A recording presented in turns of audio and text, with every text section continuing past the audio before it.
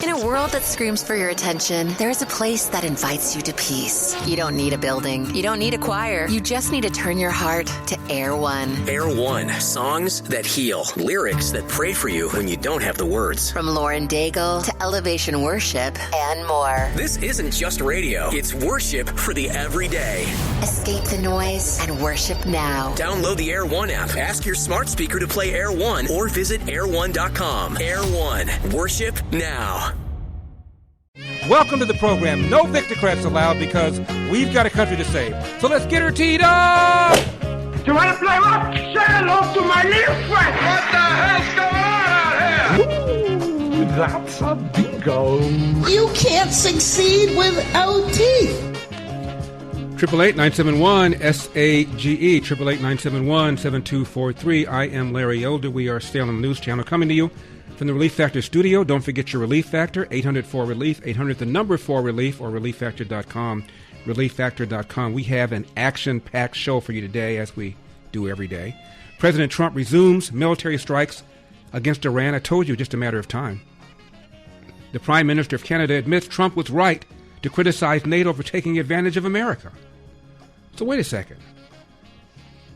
That plus the General Secretary of NATO saying that Trump was right, that Iran was close to getting a nuclear weapon, and he did the world a favor by putting him back? Say it ain't so. More respected around the world than here in the country.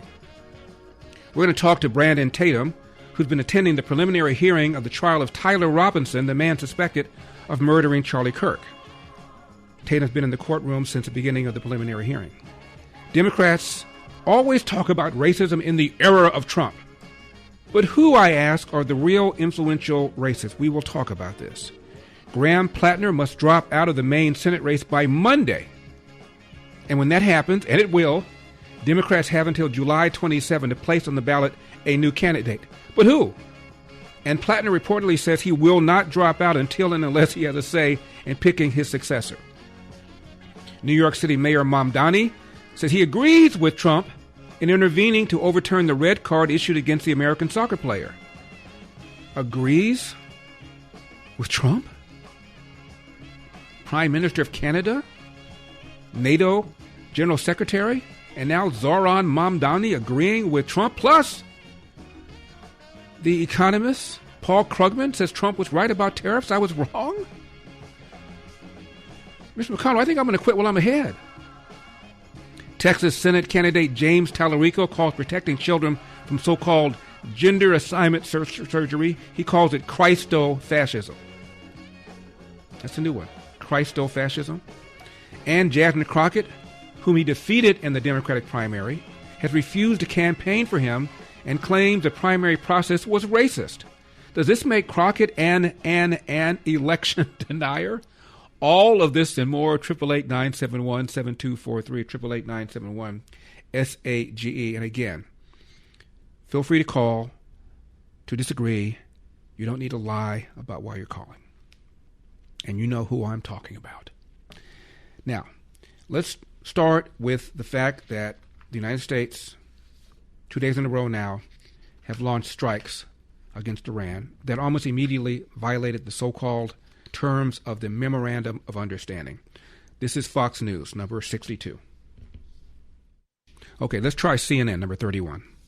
Well, right now, in terms of on the record, Anderson, they're just pointing to this post from Central Command in which they generally just say that the forces have begun launching a series of powerful strikes. That's key here against Iran to impose heavy costs for targeting and attacking commercial shipping crewed by innocent civilians in an international waterway. That's important because it goes back to what we had heard from a U.S. official that you just mentioned, that this was not proportional response. This was intentionally not a proportional response. For the first time, this was a punishment response. And you can see a clear ramp up here. One, we saw earlier tonight this reimposement of sanctions on Iran selling oil. This was considered a big deal. We thought this was the sole retaliation, particularly given the fact that President Trump is currently in Turkey, a country that borders Iran, a country that has intercepted at least one ballistic missile from Iran during this conflict. So we thought it was just going to be that. Then you see this escalation in attacks by the United States.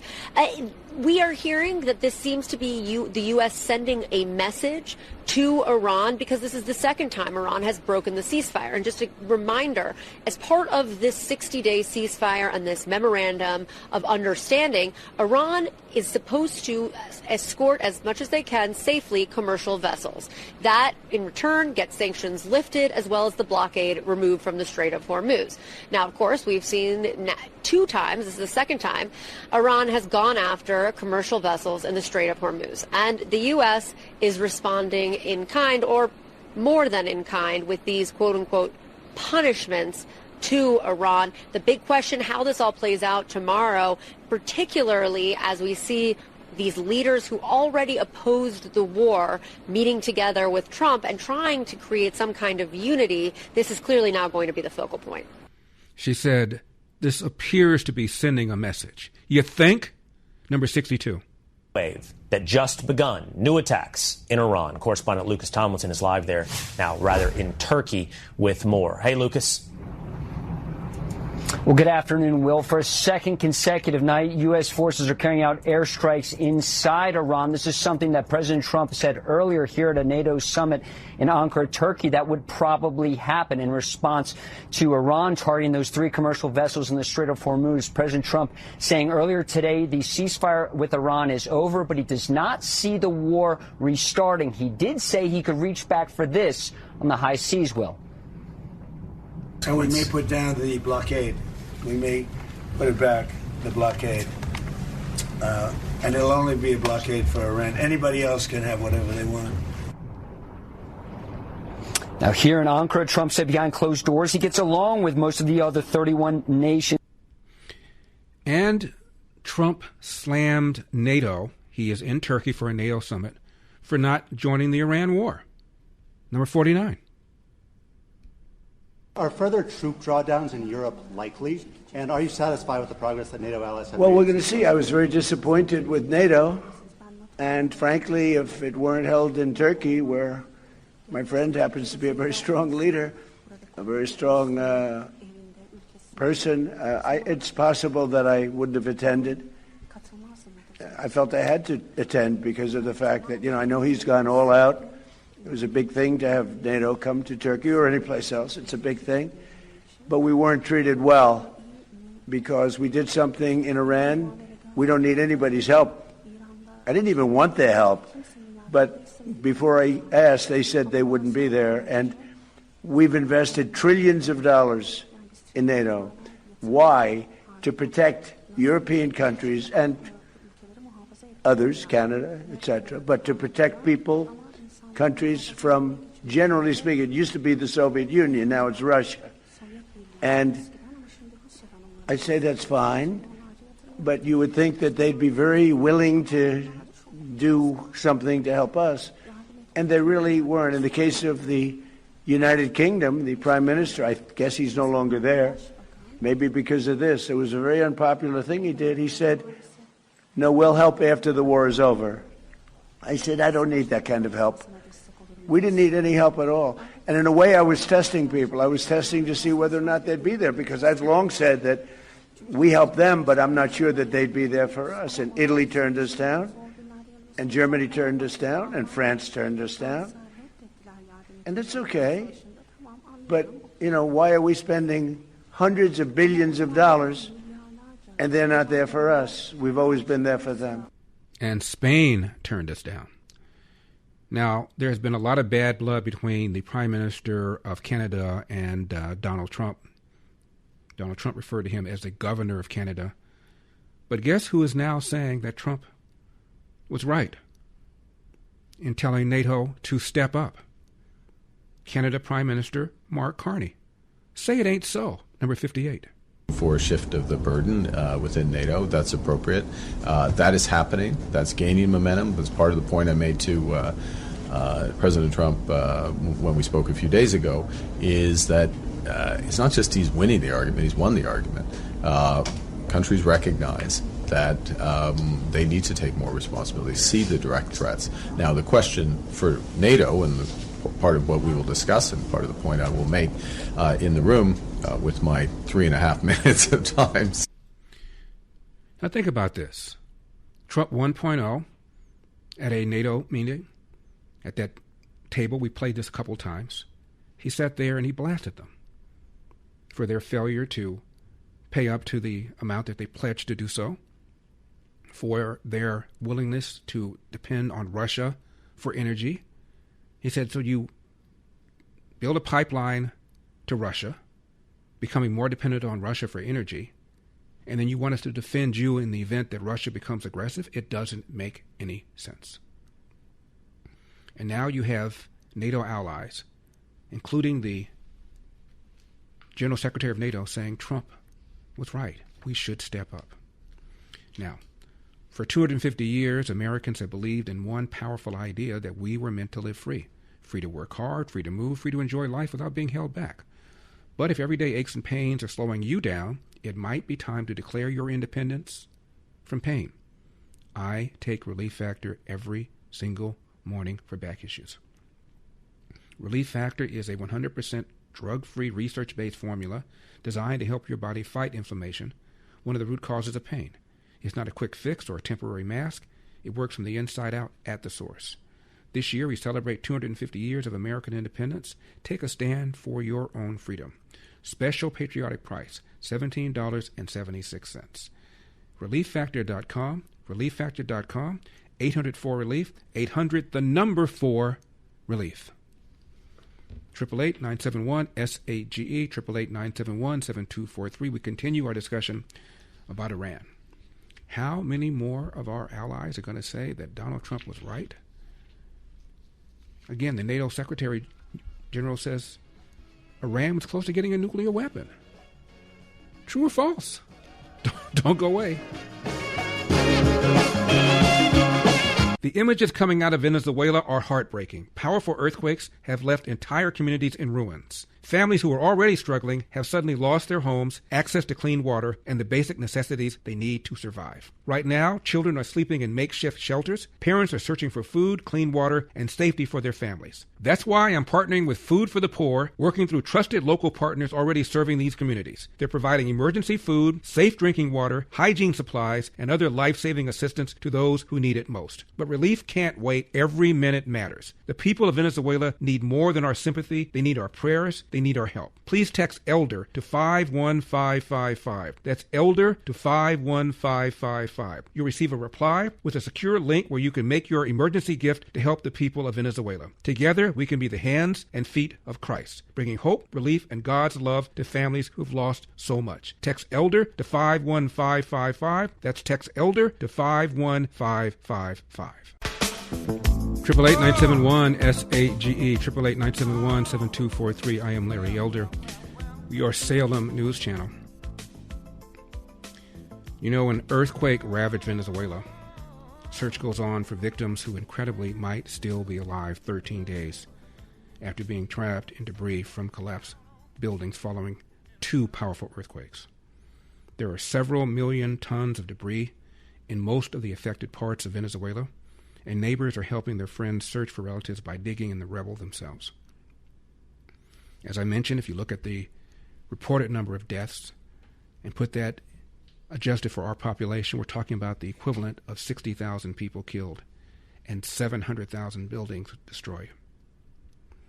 But thanks to men and women just like you, opening your hearts and your wallets and your purses, with donations from our friends at the Christian nonprofit relief organization Food for the Poor, they're on the ground rushing meals, medical kits, and other essentials to thousands of folks who are now living on the streets after their buildings collapsed in the earthquakes, as we hear in this report from the BBC. The earthquakes ripped through this landscape, obliterating parts of it. There simply isn't enough manpower or equipment to dig through it all. There are just pockets and pockets of destruction. It's really hard to find the words to describe the scale of destruction in northern Venezuela. It's also clear that it will take a long time, weeks, months, to even assess what it will take for this country to start to recover.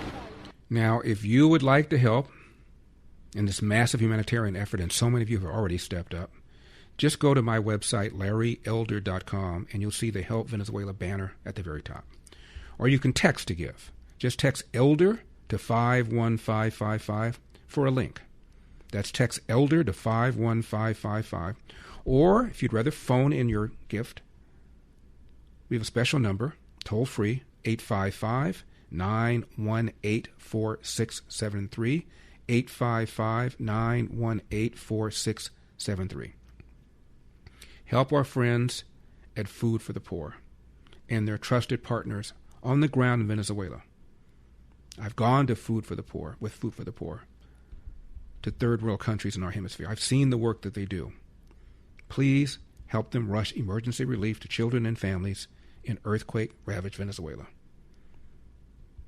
LarryElder.com, Help Venezuela banner at the very top, 855-918-4673, or text ELDER to 51555. As I mentioned, President Trump is in Turkey at a NATO summit, castigating the NATO allies for not stepping up in the effort for Iran. And you have the Secretary General of NATO, as I mentioned, praising Donald Trump. He even referred to Donald Trump as, quote, our daddy, close quote. I'm talking about Mark Rutte. And said Trump was right to bomb Iran and that Iran was, in fact, close to getting a nuclear weapon. I know that a lot of people in this country, particularly Trump haters, don't believe that they were close to getting a nuclear weapon. So are you going to trash the Secretary of NATO, Mark Rutte, for saying the same thing, for agreeing with President Trump? Trump was asked whether he's changed his attitude about the people who are currently running the Islamic Republic of Iran, number 53. Mr. President, Tyler Pager with the New York Times. Last month you said Iranian leaders were very rational people, nice people to deal with, strong people, smart people. Today you said they were scum, sick people, and being led by sick people. What changed, and do you think... I got to know them. So I've said that about a lot. Now, when you say rational, I think they're much more rational than level 1, level 2. Level 1 is gone, level 2 is gone. This is level 3. I think they are more rational, but based on their actions over the last week or two, they're not doing a service to the people. And I think more than anything else is I got to know them. And I'm not sure I want to make a deal with them. We can play games, but I'm not sure I want to make a deal. Let's just finish the job. Yeah, please, go ahead. Go ahead. Now, how long ago has it been that Democrats refer to President Trump as having cognitive issues, something they completely ignored when Biden was president? Here he is standing up there, taking questions from all covers, including the New York Times. And notice, in my opinion, the reporter from the New York Times asked the question in a very respectful, non-combatant fashion. Something's going on in this country. The media hates him. I mentioned to you, only 3 or 4% of those covering national news describe themselves as Republicans. Only 3 or 4%. Think about that. The country's about a third Republican, a third Democrat, a third Independent, roughly.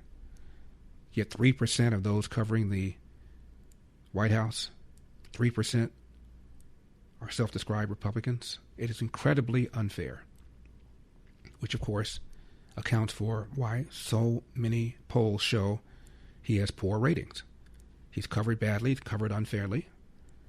I mentioned to you before about the Secretary General of NATO, Mark Rutte, saying that President Trump was right in bombing Iran, did the world a favor, and that Iran was close to getting a nuke.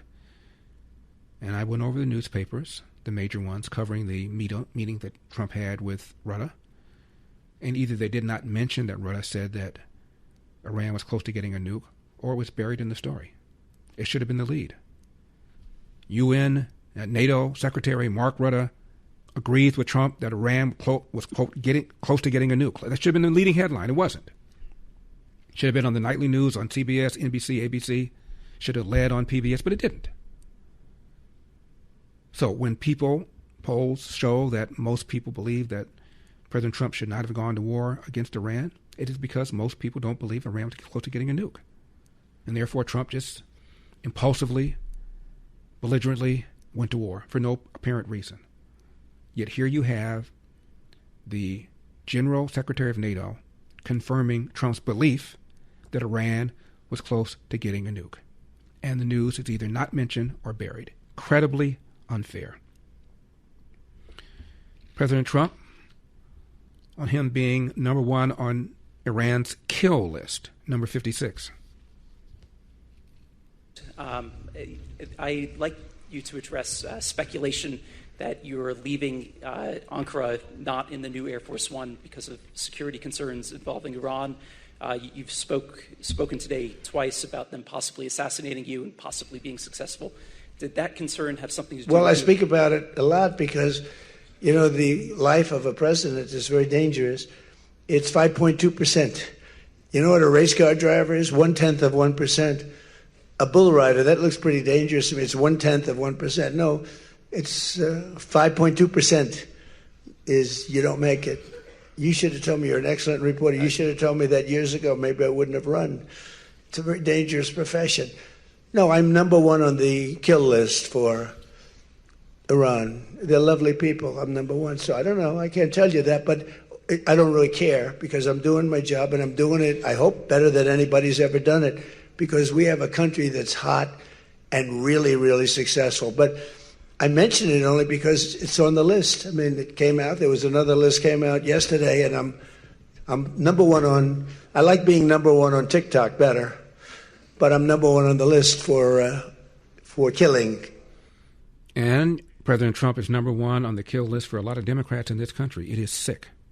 More on the war against Iran. We come back. 888-971-SAGE. Do not leave town.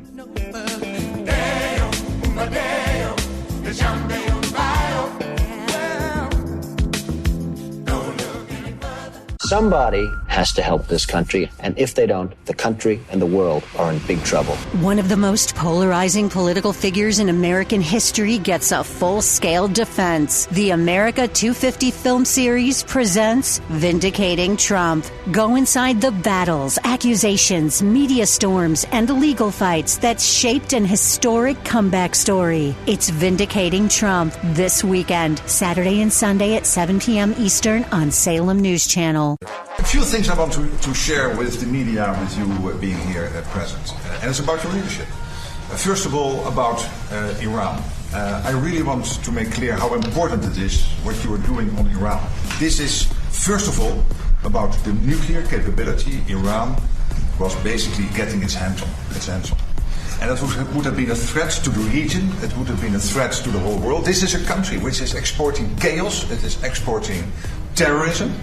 And they were very near to getting their hands on a nuclear capability. You've seen last week with the G7, all the leaders in the G7 applauding the fact that this nuclear capability has been degraded.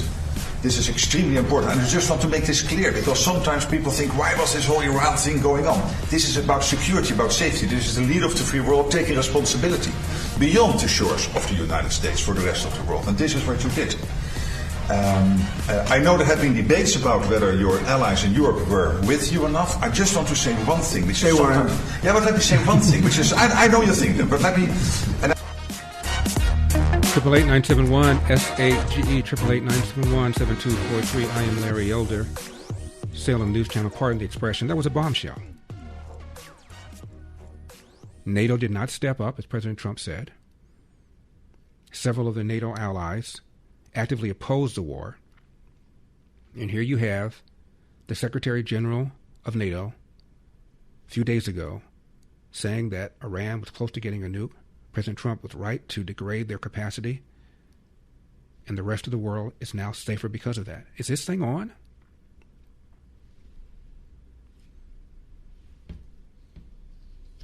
Can you tell the Democratic Party this? Can you tell the people that, like Chris Murphy from Connecticut, who says there was no basis for this war, should never have happened? That's how much of the country feels. And much of the country is completely unaware of that sound clip I just played you. It is so incredibly, incredibly unfair and dangerous.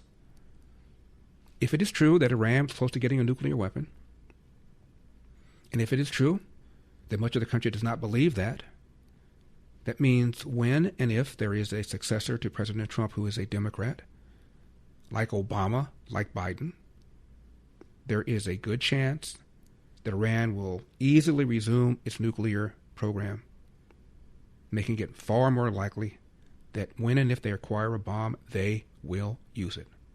all because much of this country does not believe they were close to getting a nuke. And however this thing turns out, and I told you, it's just a question of time before military activity was going to resume, because Iran cannot be trusted. They're full of liars. It's in their DNA, to borrow an expression from Barack Obama. They believe that at some point, when the world is destroyed, i.e. the West, the 12th Imam will emerge, and there'll be paradise on earth, a Muslim earth. That's what they think. And a lot of people in the West can't wrap their arms around anybody who has that kind of mentality, but they do.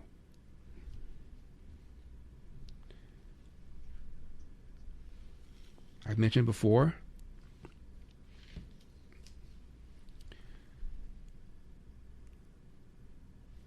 that General Patton once said, "The object of war is not to die for your country, it's to get the other poor SOB to die for his country."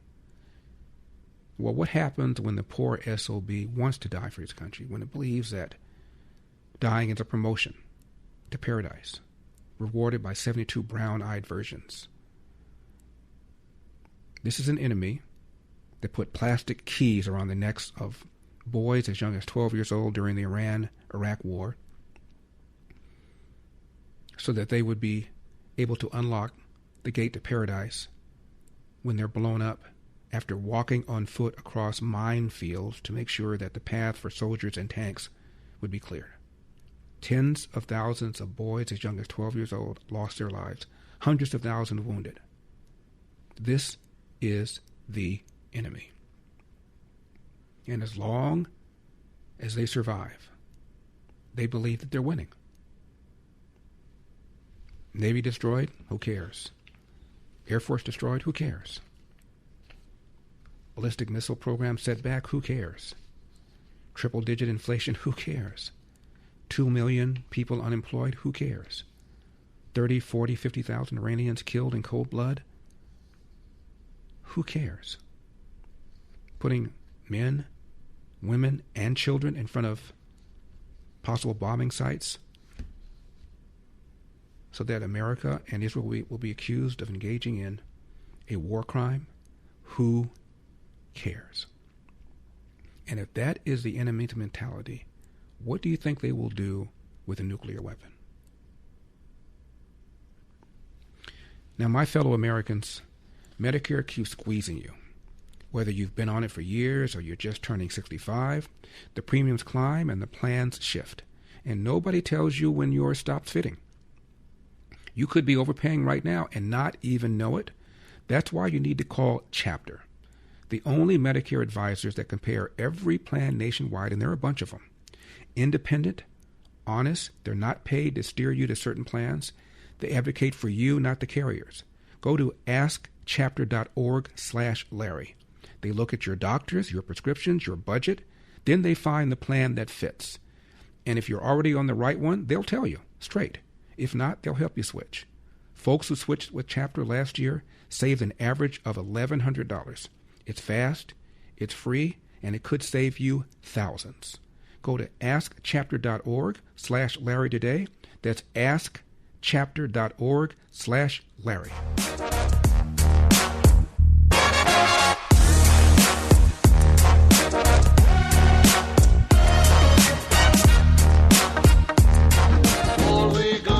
Triple 8-971 SAGE 888-971-7243. I am Larry Elder. We are Salem News Channel.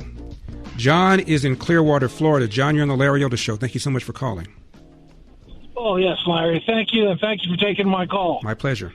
Thank you. I just want to know, it's pretty obvious that you're of the camp that, Iran cannot have a nuclear weapon, okay? So, would you support the United States or Israel striking Iran first with a nuclear weapon in order to prevent that? Would that something you would go along with? John, before I answer the question, do you believe that Iran is close to getting a nuclear weapon? No, I don't really know. I'm asking you. Would you? I know what you're asking me, and you said you're in the camp. But before I answer the question, I just want to know what you're thinking. If you were the president of the United States and you got information that Iran was close to getting a nuclear bomb, would you take action? Well, I'm asking you, how far are you willing to go? John, I know you're asking me, and I'm happy to answer the question, but I'd like to ask you a few things first, if you don't mind. And again, if you were commander-in-chief and you were informed that Iran was close to getting a nuclear bomb, what would you do about it? Well, I wouldn't bomb them first with a nuclear weapon. I didn't say you would. I just asked you what you would do about it. I got that bombing them with a nuclear weapon is off the table. I agree with that. What would you do? Okay, so you're saying you wouldn't support that? Okay, so John, I take it you're not going to answer any of my questions, but I will answer yours since you won't answer what I've asked you. Of course, I would not use a nuclear weapon on them. No country has used a nuclear weapon since we. May I finish? Okay. You asked me to answer a question. Yeah. May I please finish it? Okay. Thank you. Yeah, go ahead. Thank you. Go ahead. Thank you, John. This is the John Show from Clearwater. No country has used a nuclear weapon since we did on Japan. Even Putin, who has a nuclear-armed country, has not used a nuclear weapon on Ukraine. So, no, I would not. You would not. No, I would not. You would not support that, is what you're saying. I would not support. I would not authorize it. I'm commander-in-chief, so I would not authorize that. Here's where I'm coming from. But can I tell you why I ask you that, Larry? Please do. Okay, wars do not start with bombs and bullets. That's how they end. This one is likely to end with nuclear weapons. The goal here. How do you know? How do you know that? How do you know that? Iran is being stopped. Hold on, Iran is being stopped from acquiring a nuclear weapon, John. That's the whole point. They have not been stopped. If they were stopped, why are we attacking them? If they had one, John, if they had one, they would use it. That's the whole point. That's the whole rationale here. You don't know that. That you don't know. Well, when they say death to America, when they say death to America, when they say death to Israel, when they say we want the destruction of the West, you have a okay. All right, John. We've jumped the shark. You're just yelling at me. You won't let me finish the point.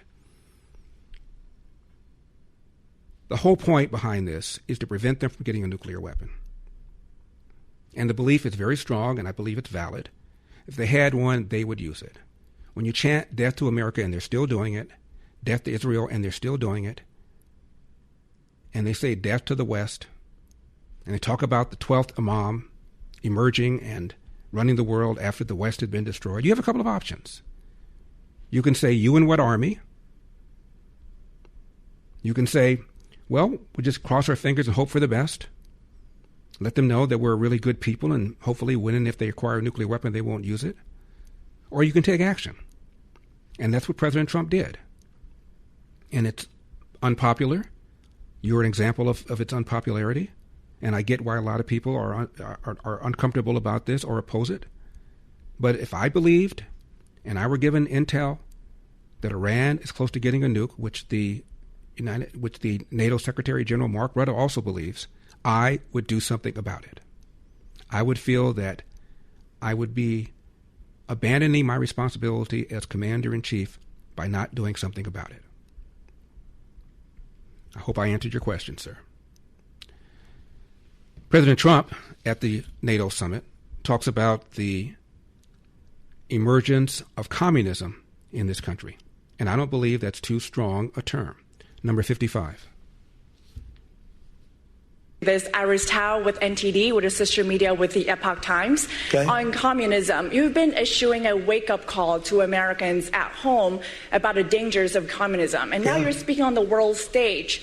What's your message to people both living under communist and socialist regimes, but also people living under democracies like in Europe and America who might not have realized how close communism has come to home? Yeah, that's a great question, actually. But look, I want to get the word out because what's forming is communism in the country. And communism's easy to sell. I would be the greatest communist in history. I'd be right up there with Lenin. I'd be as good as anybody. You've got free rent for the rest of your life. What they don't say is that you'll be living in squalor in 12 months. You've got a free house. Would anybody like to have a free house? We'll take it away from somebody. We'll give it to you. You'll have murders all over the place. Communism's a disaster. It's been proven to be for thousands of years under different names, but same thing.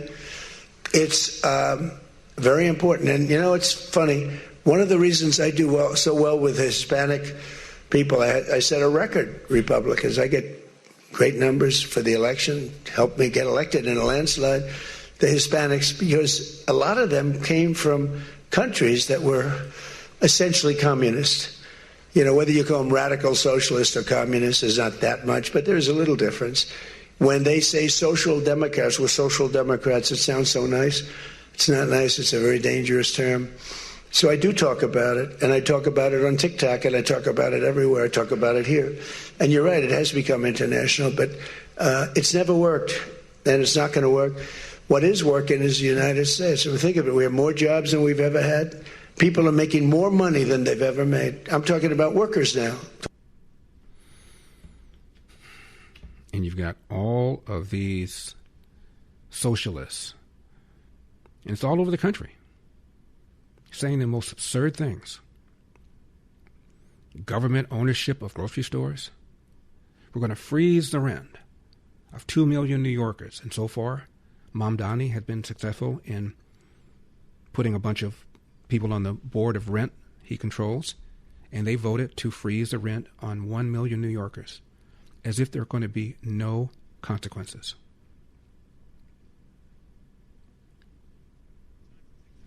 Now, whether you're preparing for exams, juggling family and career, or just looking to stay sharp as you age, Think Factor is here to help. Created by the same company that makes Relief Factor, Think Factor supports sharper focus, stronger recall, and clearer thinking. It's a natural way to give your brain the daily nutrients it needs for memory, attention, even vibrant vision. Helps me every morning during show prep, my busy days, and Think Factor results get better the longer it's taken. If you want to stay focused during demanding tasks, keep your memory strong, and maintain mental energy for whatever's ahead, Think Factor is for you. Your first bottle, just $19.95. So call 800-4RELIEF, that's 800-4RELIEF, or visit ReliefFactor.com, ReliefFactor.com to order Think Factor. Think Factor, think clearer, perform better daily.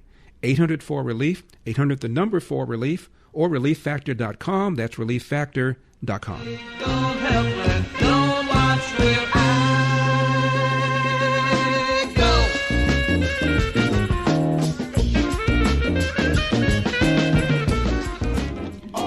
888-971-SAGE, 888-971-7243. I am Larry Elder. We are Salem News Channel. Coming up, we're going to talk to Brandon Tatum next hour. He's been attending the preliminary hearing in the trial of the man accused of assassinating Charlie Kirk. Democrats are always railing about racism in the era of Trump. We're going to talk about who some of the real influential racists are.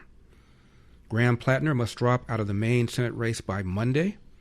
And when that happens, and it will, Democrats have until July 27 to place on the ballot a new candidate, but who? And Platner, by the way, says he won't drop out until and unless he has a say in his successor. New York City Mayor Mamdani says he agrees with Trump in intervening to overturn the red card against the American soccer player.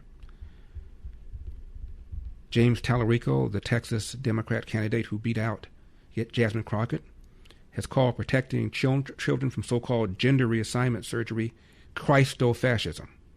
And for her part, Jasmine Crockett so far has refused to campaign on behalf of Tallarico, claiming that the primary process that she lost was racist. All of this and more, 888-971-SAGE. Betsy is in San Antonio. Betsy, you're on the Larry Elder Show. Thank you so much for calling. Larry, you are a saint. You are a saint. That John makes my head explode. If you see this mushroom cloud over San Antonio, that's the top of my head that just blew off. He drives me crazy. Betsy's head just blew up, ladies and gentlemen. Yes, I'm serious. There's a mushroom cloud. Yeah.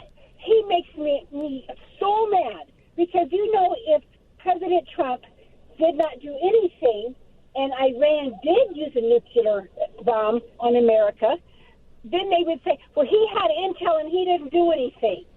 And he killed us all, and it's all Trump's fault. The man cannot win.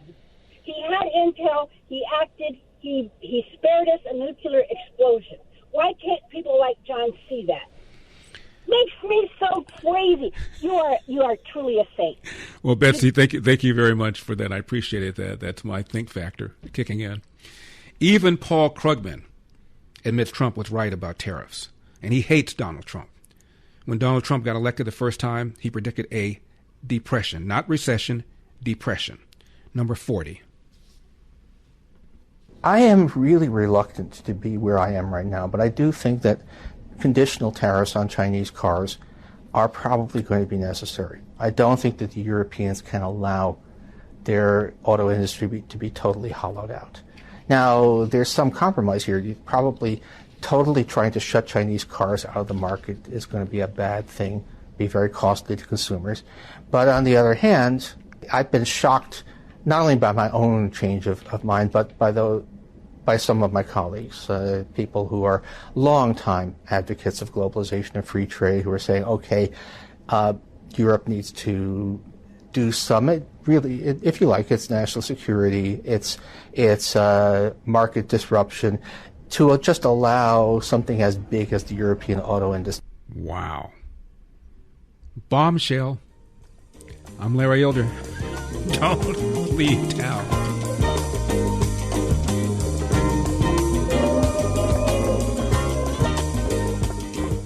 So let's get her teed up! You want to play rock? Say hello to my little friend! What the hell's going on out here? Ooh, that's a bingo. You can't succeed without teeth. 888-971-SAGE, 888-971-7243. I am Larry Elder. We are Salem News Channel. In a few minutes, we're going to talk to Brandon Tatum, who's been attending the preliminary hearing in the trial of Tyler Robinson, the man accused of murdering Charlie Kirk. We're also going to talk about the Democrats' obsession with racism in America. That has air quotes around the word racism. I've told you for a long time, racism is no longer a major problem in America, but anti-Semitism sure is. We're going to talk about some of the blatantly racist things some prominent figures on the left like Zohran Mamdani, Daralicia Chevalier, and Jasmine Crockett have said, and I've not heard any of the so-called establishment Democrats say one word. Speaking of Mayor Mamdani, he agrees with President Trump, who intervened to overturn the red card suspension of the American soccer player. Zohran Mamdani praising Trump for intervening. Texas Senate candidate James Tallarico called protecting children from so-called gender assignment surgery Christo-fascism. That's a new one. And Jasmine Crockett, whom he defeated in the Texas primary, has refused to campaign on his behalf, at least so far, claiming that the primary process she lost was racist. Rhetorical question: does this make Jasmine Crockett a election denier? Back to President Trump at the NATO summit, number 51. Of American jobs. This will increase. We have the highest number of jobs. Right now, we have the most people working in the United States that we've ever had in the history of our country. We have the biggest investment ever made, $19.2 trillion. That's 6 times more than we've ever had. Think of it, 6 times. And what did that were tariffs. Without the tariffs, I think we would have done fine, like at about 2 or 3. The last administration had much less than $1 trillion invested for 4 years. We have $19.2 trillion invested in 1 year. We haven't gone into the extra almost a half a year, 1.5 years. Those numbers won't come out for a little while. So we have $19.2 trillion, not billion, not million, trillion with a T, invested in plants and equipment that's being built all over the country. Eli Lilly is building plants, big drug, Merck, all of them, the drug companies are building. The car companies are building like crazy. In fact, as you probably saw a big announcement yesterday, Toyota is leaving Mexico and they're going to build one of the biggest car manufacturing plants in the world in Texas. That's because of the tariffs, because we don't mind if you build in Mexico, but if you build in Mexico, you have to pay 25% tariff.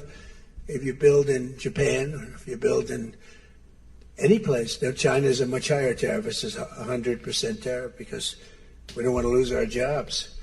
We don't want to have our workers lose their jobs. We have the largest number of plants being built for the most money ever in the history of our country. Car plants, AI plants, and all other plants, pharmaceutical plants. He says this is what happens when tariffs are, quote-unquote, properly used, something that even Paul Krugman now reluctantly agrees with. Number 43. We have $19 trillion, $19.2 trillion to be exact, being invested in the United States. That's 7 or 8 times more than it's ever had. It's a world record, not just a U.S. record. And I just read where, in fact, coming over, I was in the car with those beautiful horses, those great riders, those great soldiers, and it came over the wires that Toyota is moving out of Mexico into the United States and building one of the biggest truck and car plants ever built. It's amazing. That's what tariffs do, if properly used. And so we've never had a more exceptional economy or potential economy. There's never been anything like it. Under the last administration, they did much less than $1 trillion of investment coming in. And we're at $19.2 trillion in actually the first 12 months because that's where it's, really. So we're there a year and a half, so that number is now substantially higher. But 19.2 trillion, Scott, for a period of 12 months. Nobody's ever seen anything like that. So we have by far the greatest economy. We have more jobs right now in the United States than ever before. And we have a great relationship with some countries on trade, and Turkey happens to be one of them. President Trump has chastised our NATO allies for not stepping up and becoming more productive. The NATO General Secretary Mark Rutte says we are stepping up. And Trump was right to kick us and make us do so. Number 41. And just this morning at the forum, substantial new contracts were signed and more big announcements were made. Altogether worth tens of billions of dollars and growing. That means more air defense systems and strike capabilities, more satellite communications, more ammunition, more drones and counter-drone systems, and increased resilience and preparedness. According to our projections, by next year, the alliance will have the capacity to produce around 4 million artillery shells annually. Almost twice as many as last year. That is a big difference from when Trump took office. Big difference from when George W. Bush complained about NATO not stepping up. Barack Obama complained about NATO not stepping up. This president has done something about it.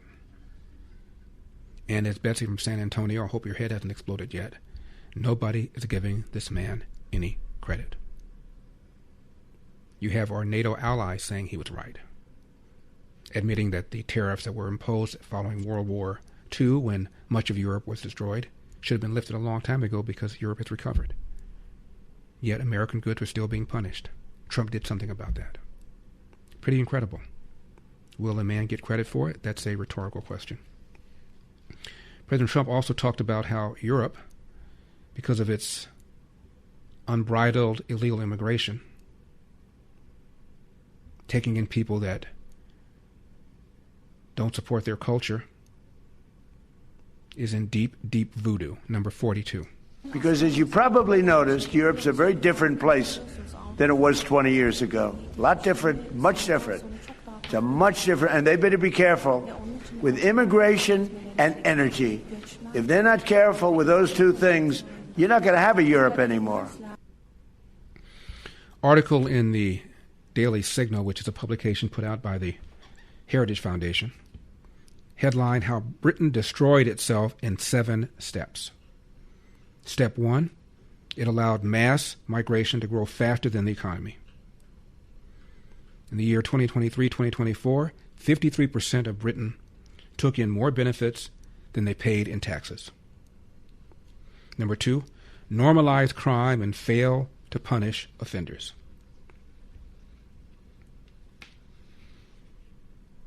Many of the assaults are not being reported for fear that the country will be accused of racism against the so-called migrants that have come there. Number 3, lower the bar for legal entry. For decades, Britain granted tourist work student visas on easy terms. This allowed students, air quotes, to bring in dependent families. Combined with a low bar for asylum applications and lengthy delays, this was a recipe for disaster. Some foreign students in the UK are talented, genuinely studying. Many are there simply to get work visas. Number 4, making it easier to enter the country illegally. Since 2018, over 200 illegal aliens, mostly young men from Africa and the Middle East, arrived by small boats. They claimed asylum. No matter how weak their case, they were housed, fed, and taken care of by British taxpayers. Number 5, failing to deport even the worst criminals. Sounds like some of our so-called sanctuary cities. Number 6, pandering to immigrants rather than insisting that they assimilate. Number 7, hiding the truth. Aided by the BBC, the government-owned left-leaning media network, downplayed crime, downplayed the attacks against British women, all because nobody wanted to be perceived as being racist. This is what President Trump was talking about. He talked about Europe being a very different place. Now, every few years, I run across a documentary that really hits home, that stands out, and is well produced. So let me remind you again, The Story of Everything is a true masterpiece of graphics, imagery, and content that confounds the theory that all creation just sort of evolved out of nothing. Think of it. We're supposed to believe that a butterfly just evolved. Not just humans, but millions of species just evolved. The Story of Everything will leave you shaking your head and asking, how in the world could any part of creation just happen when mathematically, scientifically, it's beyond our imagination? All of us, especially our kids and grandkids, need to watch this amazing documentary. And for those still skeptical, The Story of Everything will give you the information you need to decide for yourselves. Now it's available through streaming, so you can watch it in the comfort of your home with your family and friends. For your copy, go to thestoryofeverything.film/Larry. That's thestoryofeverything.film/Larry. 888-971-SAGE, 888-971-7243. I am Larry Elder. We are Salem News Channel. Earthquake ravaged Venezuela, rocked by 2 powerful earthquakes. The search continues for victims who incredibly might still be alive 13 days later. There are several millions of tons of debris in most of the affected parts of Venezuela, and neighbors are stepping up, helping their friends search for relatives by digging in the rubble themselves. Estimated 5,000 people killed. The number will grow up. And when you consider our country is 12 times the number of Venezuela, to put this in American terms, it would be as if 60,000 Americans were killed. And again, adjusted for America, it would be as if 700,000 buildings had collapsed, including hospitals and schools. But thanks to men and women just like you, who are opening their hearts, wallets, and purses with donations, our friends at the Christian nonprofit relief organization Food for the Poor, that does not take one dime of government money, well, they're on the ground right now rushing meals, medical kits, and other essentials to thousands of folks who are now living on the streets after their buildings collapsed. As we hear in this report from the BBC. The earthquakes ripped through this landscape, obliterating parts of it. There simply isn't enough manpower or equipment to dig through it all. There are just pockets and pockets of destruction. It's really hard to find the words to describe the scale of destruction in northern Venezuela. It's also clear that it will take a long time, weeks, months, to even assess what it will take for this country to start to recover.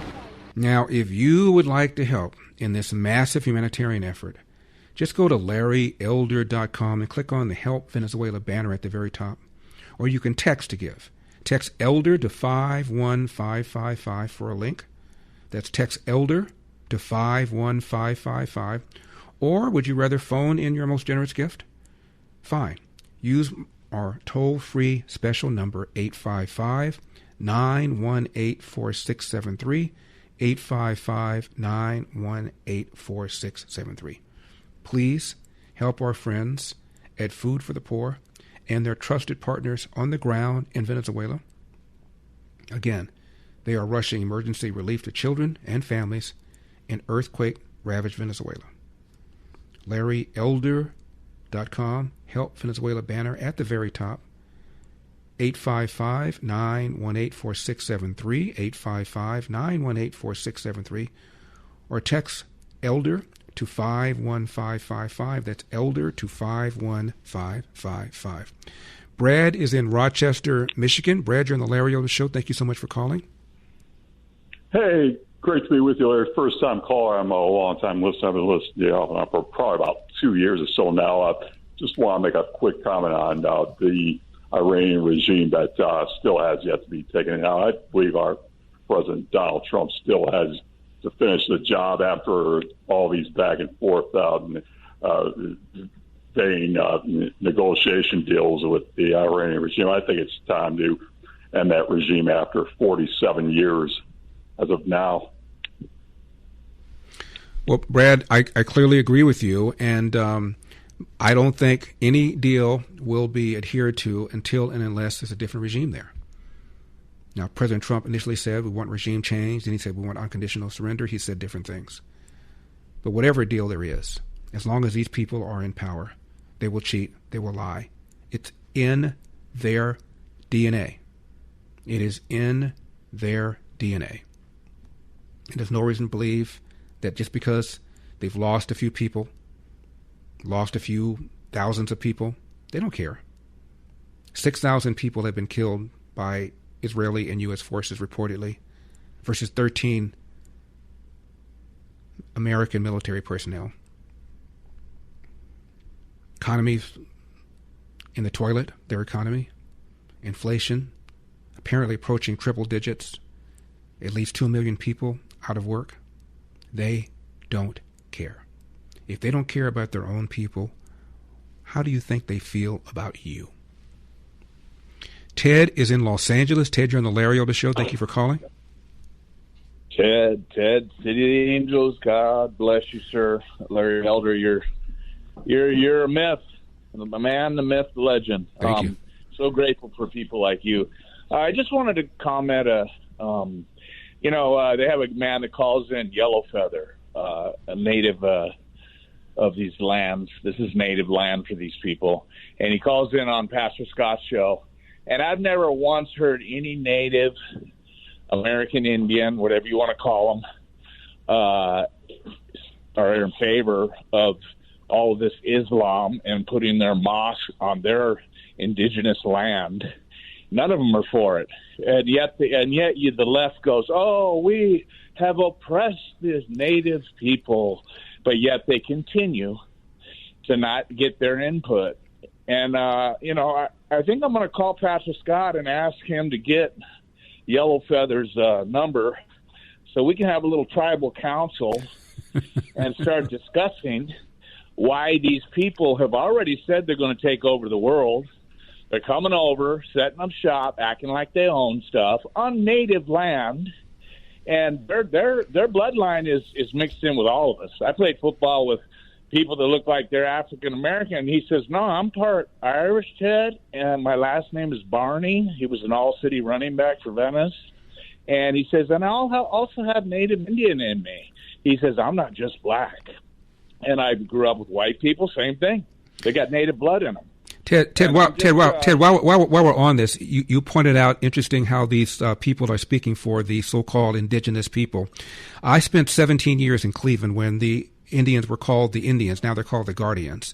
And every spring there'd be a number of people protesting the name, and it got a little bigger and bigger and bigger. And then they went and they did a poll and asked people who were Native Americans, and they didn't care, or they were proud of it.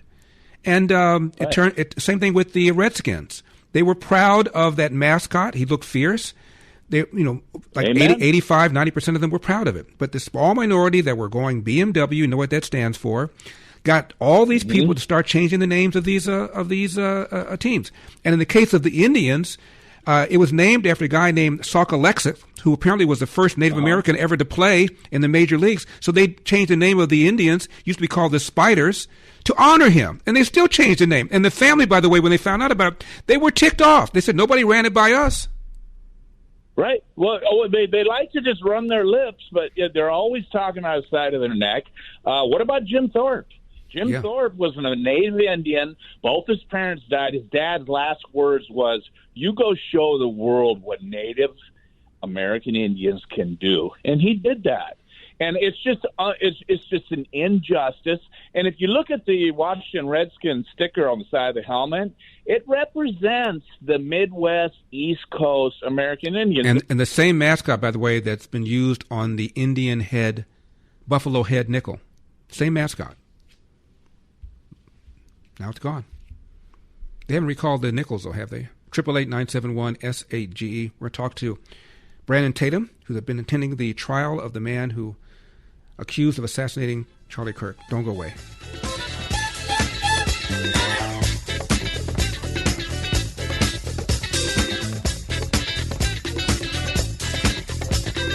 This guy, just like Mangione, is just sitting in there, calm. And this is what he wanted to do. He wanted to murder somebody because he hated what the guy believed. Now, Mangione was even more perverse. He killed a guy because of what the guy represented to him. But it really is a sign of the times. Yeah. And Chris, this guy, Tyler Robinson, we found out today, before he shot and killed Kirk when he was on the campus, he went to Chick-fil-A. There's a Chick-fil-A right there, next to where Charlie Kirk was shot in the food court. He sat down, he ate, and he sat down and he enjoyed his meal, and then he shot and killed Charlie Kirk. I mean, it's hard to wrap your mind around that. He is a cold-blooded killer unless another narrative emerges. 888-971-SAGE, 888-971-7243. I'm Larry Elder. We are Salem News Channel. Well, you can't expect somebody to assassinate somebody on an empty stomach, can you? My guest is the author of Beaten Black and Blue, Being a Cop in America Under Siege. He's host of the podcast called The Officer Tatum Show. Former Tucson police officer, as you well know. Please welcome to the program Brandon Tatum, entrepreneur extraordinaire. Larry, thank you so much for having me, and it's a pleasure. And Brandon, I mentioned entrepreneur extraordinaire for a number of reasons. You probably don't remember this, but you were at my house several years ago, and you said, Larry, do you think someday I could have something like this? I said, Brandon, it is only a matter of time, given your energy, your charisma, your passion, and that you have something to say. I have a mentor, Brandon, good friend of mine. He died a few years ago from Cleveland. His name is Alan Schoenberg. He founded something called Management Recruiters, which is the largest executive recruiting firm in the world, something like 700 offices. So I went to his house. I had one little office and beautiful house. I said, Alan, you think someday I could have something like this? He said, oh, just a matter of time, given your drive, your energy, your intelligence. I said the same thing to you. Now, Brandon, was I right or was I right? No, you were 100% right. I'm glad you reminded me of that because, I do remember back when I first came to your house and I'm going to tell you, Larry, I don't want to put your business out here, but man, I said, Larry Elder is a very humble man. I didn't know nothing about, radio or nothing of that nature. And so I thought you probably stayed in a 1,200 square foot house in a very humble life, man. I saw that big old crazy house and I said, God dang. I said, one day I didn't know doing radio could do this, man. So no, I'm glad you said that because you did speak life and it gave me a belief system and say, you know what, if Larry, and I trust your wisdom and you have a lot of experience, you've done it already. And you tell me, hey man, it's only a matter of time. That it really gave me the motivation to say, you know what, I can do this. And I guess I can announce it. I got a big old house too. So, well, Brandon, had I known that my property taxes and my insurance would triple because of these fires, I'd probably be in Texas or Florida right now. But let's get to the point. You have attended this preliminary hearing. First of all, how did you get in? How difficult is it to get into the room? Well, I was invited by the Kirk family. So Erica Kirk called me and said, "Hey, I want you to come and represent the family and be here." And for multiple reasons, obviously as a support to her, and then also to represent the truth, because people are saying all kind of crazy, outlandish things out there. And so being someone who does, social media and promotes the truth and has been consistent over time, I think she wanted me to be there to hear everything from start to finish and be able to report on it. Let's talk about some of the crazy, outlandish things people have been saying. We don't need to name names, but this business that somehow he wasn't really assassinated, that somehow Turning Point USA had a role in it, some of this crazy stuff that's been said. Yeah, Larry, it's evil. I can't say it any other way. Well, it's multifaceted, because some people are just ignorant and they believe everything that they hear and they don't do any research or anything. So it's that level of class of people. And then you have people who know better, but they still spew the crazy stuff. And they're really doing a disservice to Charlie Kirk. They're doing a disservice to his family. They're doing a disservice to justice for him, because the more crazy lunatic stuff that they spew, it taints the jury. And there are going to be a lot of people out here completely confused. I mean, Larry, I'm in the courtroom right now.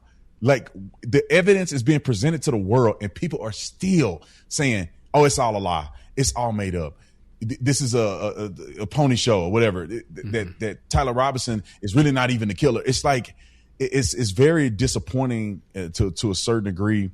And I'm hoping to God that people would just take a step back and they would say, hey, look, I'm looking for evidence. I really want justice, no matter what side of the fence you're on. And they would observe the evidence and be impartial with it and come to a reasonable conclusion based on what they see. Brandon, we just have a minute left in this segment. This is a preliminary hearing, which means the prosecution just has to show that probably a crime was committed and probably this man committed the crime. How strong so far is the evidence that you've seen? Oh, I think it's incredibly strong. And there's a lot of evidence that they still need to put in that'll just knock it out the park and it'll be completely no question whatsoever. But it's been pretty strong. I mean, his parents are the ones that turned him in, and he turned himself in. His parents and him turned himself in. If a person didn't commit the crime, it's highly unlikely that they would voluntarily turn themselves in when they didn't even have a name. They didn't even have really a suspect other than a slight description.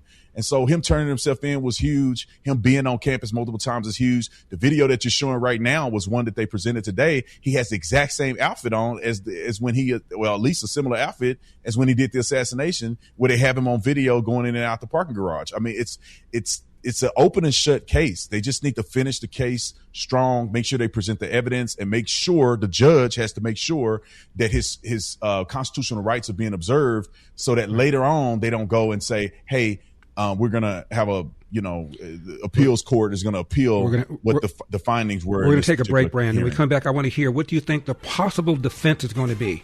Brandon Tatum is my guest, 888-971-SAGE.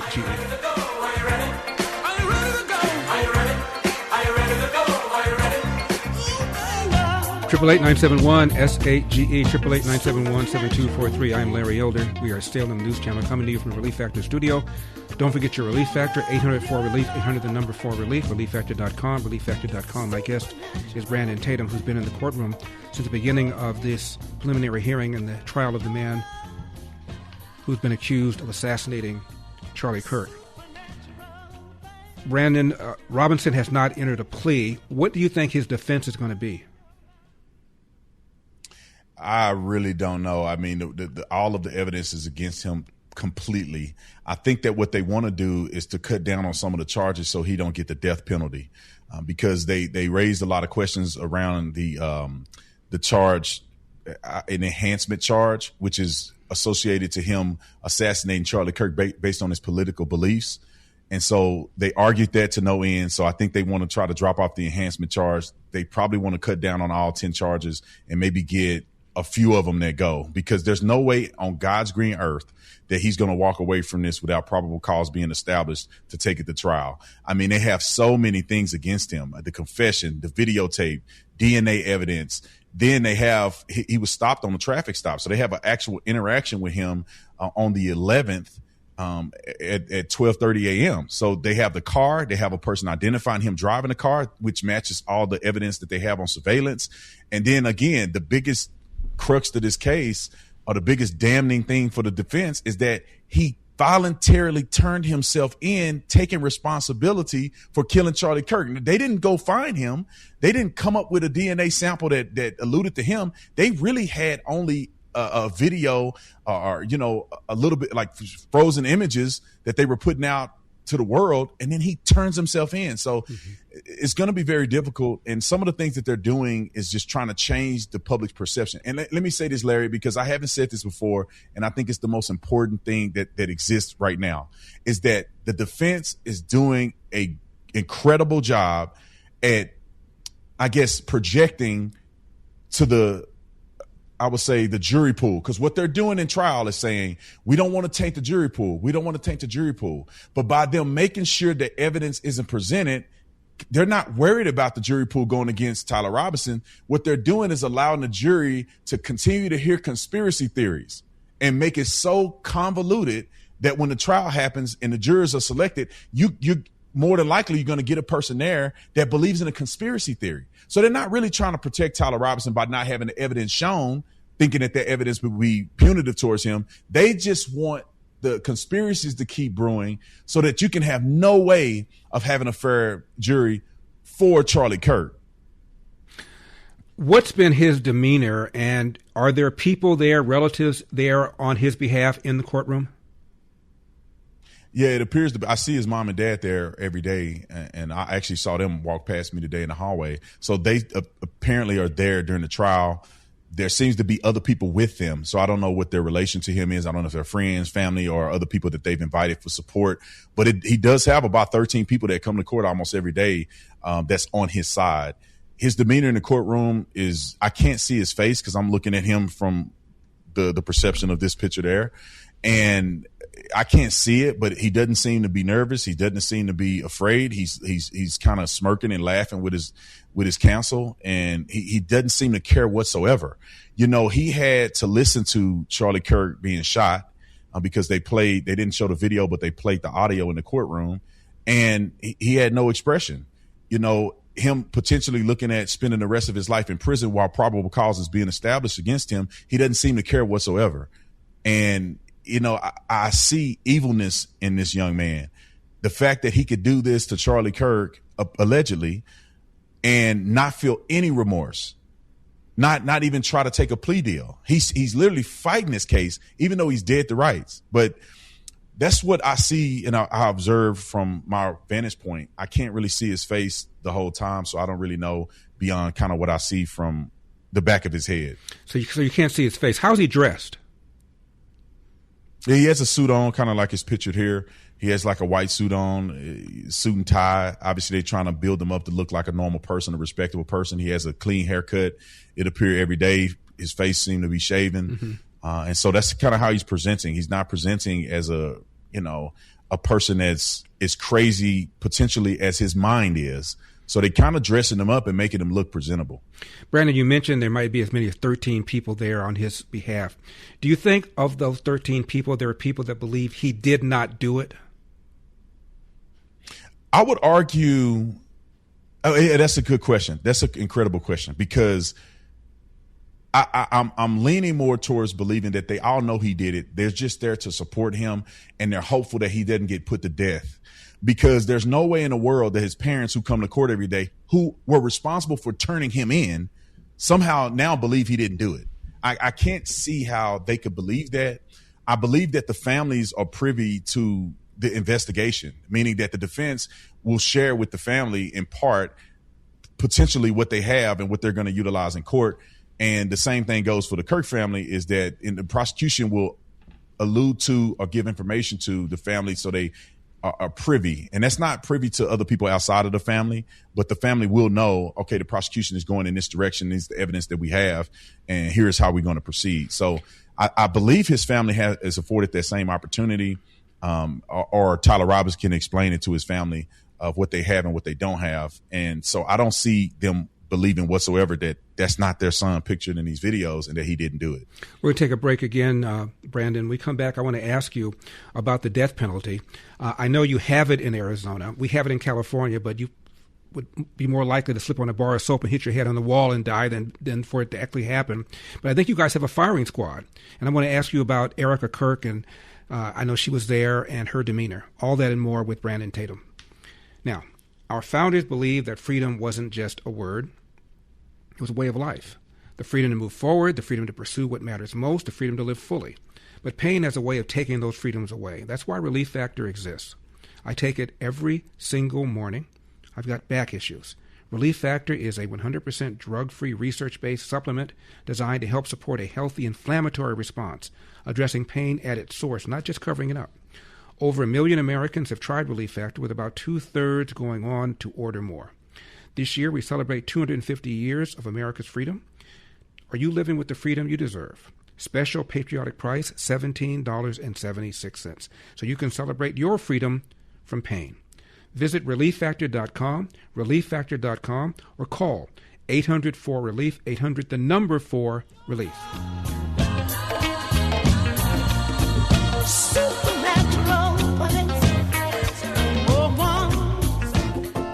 Triple 8-971 SAGE 888-971-7243.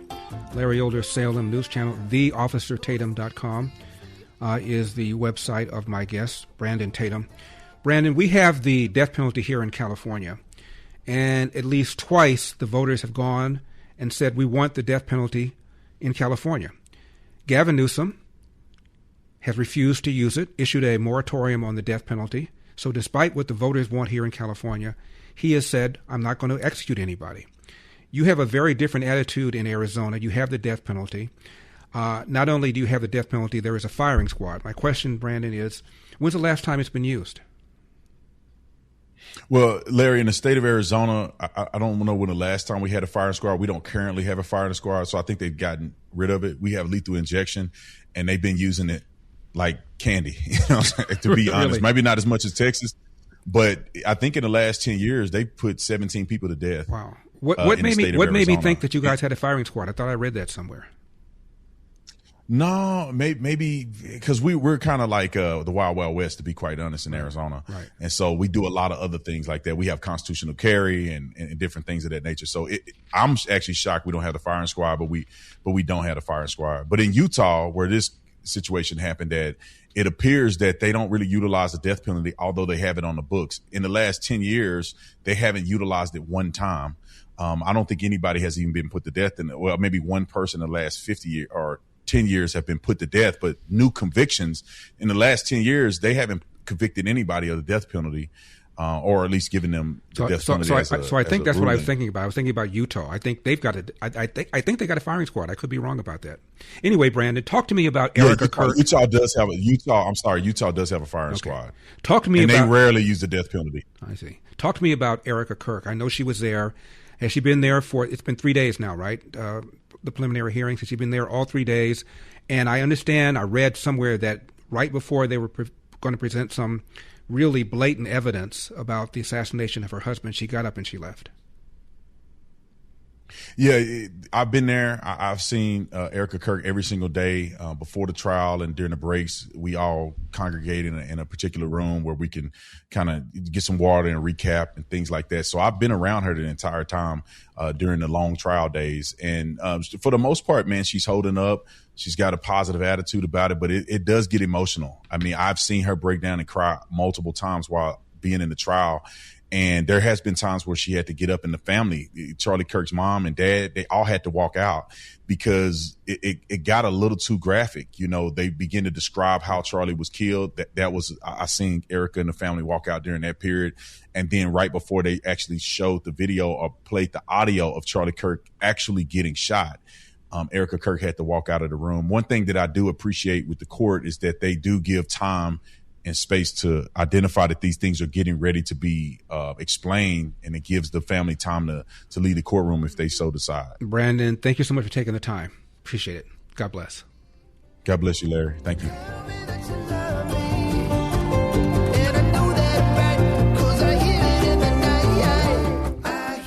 So let's get her teed up!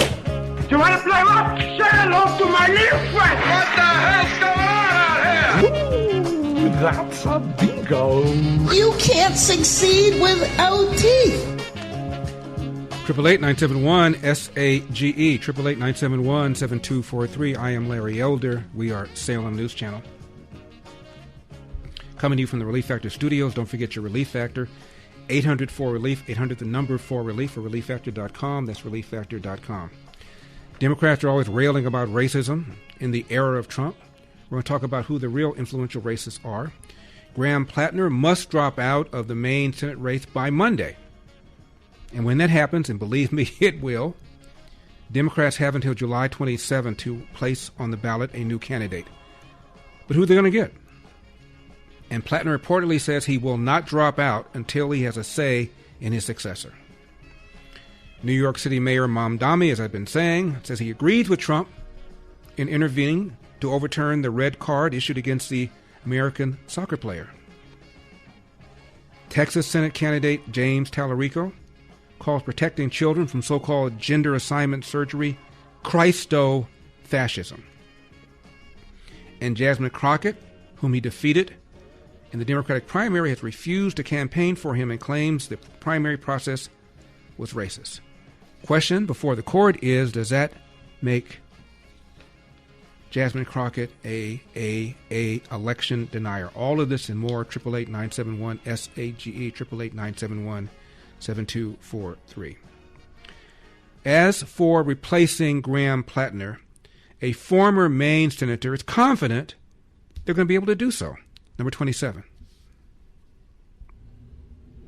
Well, I think it's definitely a challenge, a shorter timeline, but I think that, again, there's a movement here in Maine across this country of people that are fed up with health care not being offered to everyday people, with prescription drugs, workers' rights. And we're seeing that here in Maine. And I think that is going to carry whoever is the nominee to victory over Collins, because she doesn't offer any of that. And so that's what I think. Short timeline, obviously money and all that is going to be a challenge, but I definitely think it's doable because the message, the movement is right, and that's what's important. Isn't it fascinating how the call now is for single-payer health care, Medicare for all? I'm old enough to remember when Obamacare was supposedly solving all these problems. Remember what Joe Biden said on a hot mic? This is a big effing deal. Well, apparently the big effing deal wasn't such a big effing deal, because we're now still talking about having a so-called healthcare crisis in America. Graham Platner apparently, reportedly, says, I'm not going to drop out unless I have a say in who my successor is. Number 47. Who stood by him through other allegations are now rapidly abandoning him, many of them saying it's time for him to end his campaign. Alexis McAdams is joining us live with all of the fallout from this as that fallout grows by the minute. Alexis, this is just a drip, drip, drip when it comes to Graham Platner. Bill, that's right. We talked about it the other day. First the Nazi tattoo, then the allegations of physical abuse. That wasn't enough for Congressman Ro Khanna, and it still doesn't look like it's enough for Senator Bernie Sanders. We're waiting to see if he pulls his endorsement. Calls for Graham Platner, though, are growing for him to drop. Even the mayor of New York City just a short time ago, Bill, says this guy has to go after a woman who dated Platner, her name is Jenny Rakakot, accused him of raping her back in 2021. She told CNN he forced himself on her despite her telling him to stop. Did Graham Platner rape you? By definition, yes. Now, as far as the Nazi tattoo is concerned, I'll tell you why the Democrats didn't care about that. They've convinced themselves that it takes a Nazi to defeat a Nazi, referring to President Donald Trump. Jake Tapper, who interviewed the alleged rape survivor, says that she described things that were so graphic, so horrifying, we couldn't even use it. Number 34. Oh, she had a lot to say. One, of the reasons why she says she was kind of caught in this toxic relationship with Graham Platner when she dated him in 2013, 2014, is because of his PTSD, which he has spoken about, and because of other issues surrounding PTSD, and she felt a sense of obligation to stick with him. She also said that when she would bring up things that he did when he had too much to drink that were violent, he would say things along the lines of, no, now you're making me feel bad. And it was all part of this kind of toxic culture, this toxic relationship that they had. And honestly, she described some very horrifying things that were not included in that clip in terms of his behavior, in terms of his, in her view, indifference to the feelings of women when it comes to consent, the feelings of women when it comes to emotion, when it comes to just the opinions of women.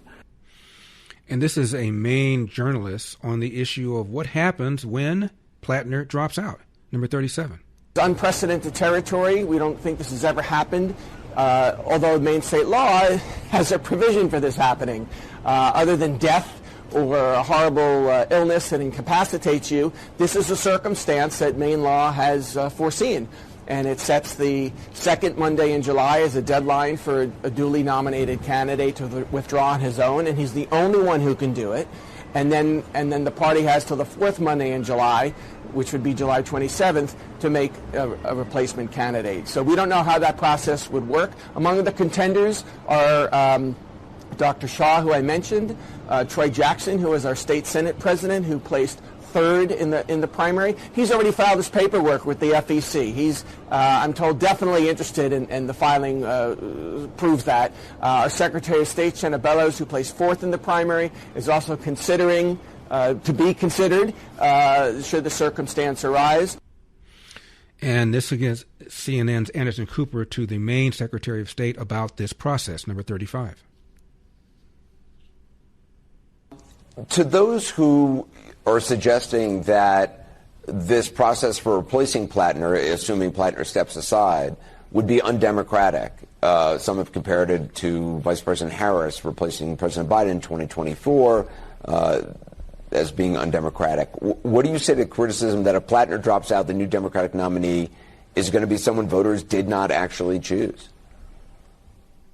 So, as Secretary of State, I can speak to the process. And Maine law is very clear that primary candidates can withdraw up to 5 p.m. on the second Tuesday in July.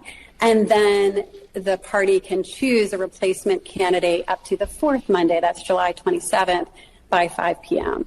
The law is silent on how the parties choose their candidates. I know the Maine Democratic Party has pledged to be as open and transparent as possible. I think it's really important that as many Democratic voters have a voice in this process when Graham Platner withdraws. I think that's really important, that focus on participation and inclusion. My grandfather, my mother's father, used to have an expression about people that screw up. He said, and I'm cleaning this up, he pooped and stepped back in it. This is a conservative commentator about how Maine voters who've chosen Platner will react to a replacement. Number 28. And so now, Abby, to your question about Joe Biden, Kamala Harris, and now, I think that for a party that constantly talks about democracy, they don't necessarily do it well all the time because Maine voters did hear all of this and still went out and chose Graham Platner. So I think it's a tough sell now for the Democratic Party to say, we're going to anoint someone. I would also suspect that probably the Maine Democratic Party has some kind of internal polling because it clearly wasn't enough polling or concern during the primary season for them to put this amount of pressure, but they probably have some internal polling showing this will be a blowout for Susan Collins with him in. As to the vetting, Shimon Sanders was a former campaign aide to Bernie Sanders and then joined the Biden administration, now a pundit. Here's what she said about the recruiters who used to work for Bernie Sanders and how they found Graham Platner. Number 29. They did is they swooped into Maine, okay, and thought that they knew better than the people in Maine, and that they fielded all of these different people. They looked through, they said hundreds of candidates, and they found this video of Graham Platner, and they were like, this is the guy. He looks like this is the guy. His story is it. They vetted him just a little bit. The firm came back and gave some stuff that has been found out the firm did not know. But the people that lambast, I would just say, as someone that had prior to this spent my life doing campaign work as a professional political staffer. The people who lambast professional political staffers, I think, might need to take a step back. Because a professional political staffer would have had a communications crisis plan. A professional staffer would have done a SWOT analysis. A professional staffer, somebody who had been in the game for a while, would have said, we got to ask some locals. So I do just think that there is this idea that, the establishment... Hey, he was a tough guy, wore flannel shirts, had a beard, was a vet, rowdy voice. He's a man. We need men on our side. Life, liberty, and the pursuit of happiness. Those words weren't written for history books. They were written for you. But it's hard to pursue happiness when pain is part of everyday life. Relief Factor was created to help people address inflammation, one of the most common causes of ongoing aches and pains from aging, overexertion, and just daily living. It's a 100% drug-free, research-based formula that works through several metabolic pathways to support comfort and mobility. I take it every single morning for my back issues. No prescription, no masking symptoms, just real relief so you can keep moving forward. 250 years of independence we're celebrating. To commemorate, we're offering a special patriotic price, just $17.76. ReliefFactor.com, ReliefFactor.com, 800-4-RELIEF, 800 the number 4 relief. 888-971-SAGE, 888-971-7243. I am Larry Elder. We are Salem News Channel. We've been talking about earthquake-ravaged Venezuela. Search continues for victims who might still be alive some 13 days after dual earthquakes trapped several in collapsed buildings. Over 5,000 people killed. Adjust that for our population, which is 12 times larger. You're talking about 60,000 people if this would happen in America. But thanks to men and women just like you, opening your hearts and your wallets with donations, our friends at the Christian nonprofit relief organization Food for the Poor, that does not take one dime from government money, they're on the ground right now rushing meals, medical kits, and other essentials to thousands of folks who are now living on the streets after their buildings collapsed in these earthquakes. As we hear from this report from the BBC. The earthquakes ripped through this landscape, obliterating parts of it. There simply isn't enough manpower or equipment to dig through it all. There are just pockets and pockets of destruction. It's really hard to find the words to describe the scale of destruction in northern Venezuela. It's also clear that it will take a long time, weeks, months, to even assess what it will take for this country to start to recover. Now, if you'd like to help in this massive humanitarian effort, just go to LarryElder.com, click on the Help Venezuela banner, or you can text to give. Text ELDER to 51555 for a link. That's ELDER to 51555. Or you can phone in your generous gift to my special Food for the Poor number, 855-918-4673, 855-918-4673. Or just go to my website, LarryElder.com. At the very top, you'll see a Help Venezuela banner. Again, our trusted partners at Food for the Poor are on the ground, rushing emergency relief to children and families. 855-918-4673, 855-918-4673. Help Venezuela banner at the very top of my website, LarryElder.com. Or text to give, ELDER to 51555. That's ELDER to 51555. Regarding Platner, you heard Elizabeth Warren say, he's my kind of man. The reason they said that is because they believe that the Democrats have an issue with attracting men, manly men. And so Platner, oyster farmer, grew up working class, actually grew up wealthy. Parents apparently bought his house. And regarding being an oyster farmer, biggest customer is his wife who's running a restaurant. So the whole thing was fraudulent. Obviously did not do a whole lot of background checking. And now it's blown up in their faces, making it even more likely that the Republicans are going to be able to retain control of the Senate. Good for the country, bad for the Democrats. We talked a little bit yesterday about this photograph taken by Reuters that went viral of a young black woman on a D.C. Metro train on the 4th of July. Train was packed with people standing and sitting around her who were from a group called the Patriot Front, which is a white nationalist organization that was involved in the Charlottesville rally that resulted in a woman being murdered. Don't know to what degree the Southern Poverty Law Center gave this group money. That's under investigation. But the photograph showed her sitting there, and reportedly she was not yelled at, not talked to. They weren't making any racist or demeaning comments, and she seemed very composed. But the imagery went viral in this, quote, era of Donald Trump. Here's what Sonny Hostin of The View said, number 20. I think, unfortunately, in this country, people have different lived experiences. So while some may have a lived experience like this is the best country in the world, and while there's some stuff that goes on, other things are okay, that, for me, was a defining image of modern America for Black Americans. Yes. Defining image of modern America for Black Americans. You got to be kidding me.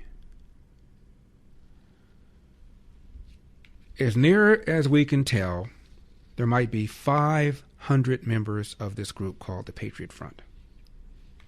500. So that's about 1.9 million people per 1 million Americans.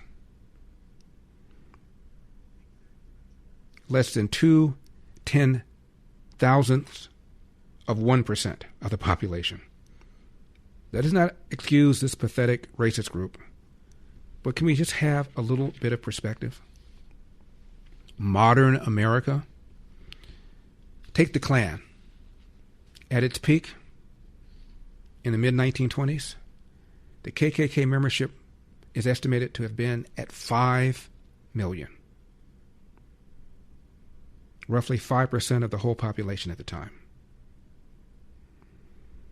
10 years ago, and nothing's changed, the Anti-Defamation League wrote, quote, while a few long-standing Klan groups still exist, they continue to fade away.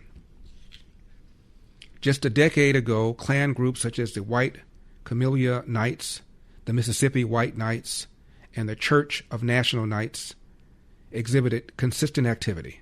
Today, all three are mere shadows of their former selves, close quote.